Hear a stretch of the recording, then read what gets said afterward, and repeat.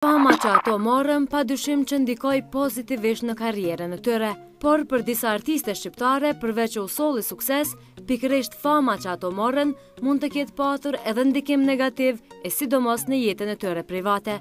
Derisa shumica e femrave vendosin që do të kurorëzohen para moshës 30 vjeçare, shumica prej artisteve shqiptare e që i kanë prekur të 30-tat janë ende beqare. Edhe pse mbajti kuroren e Miss Kosova, ajo e ka të vështirë ta gjej fatin e jetës. Është kjo Agnesa Vuthaj, për cilën disa herë është përfolur për lidhjet e saj, por e cila vazhdimisht ka heshtur. Agnesa i mohon të gjitha shkrimet që janë bërë në lidhje me marrëdhëniet e mundshme që ajo mund t'i ketë pasur me meshkuj. Unë në përgjithësi jetën time private ka ndashur gjithmonë me mbajt private edhe mendoj që kom mbajt deri tash.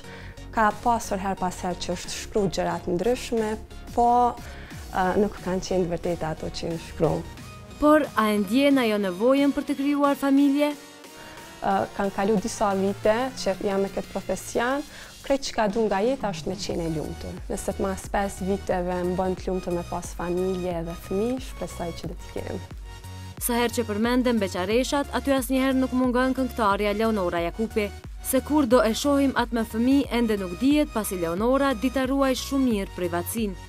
Edhe pse ka hyrë në të 30-tat, këngëtarja nga Drenica publikisht njihet si një single lady.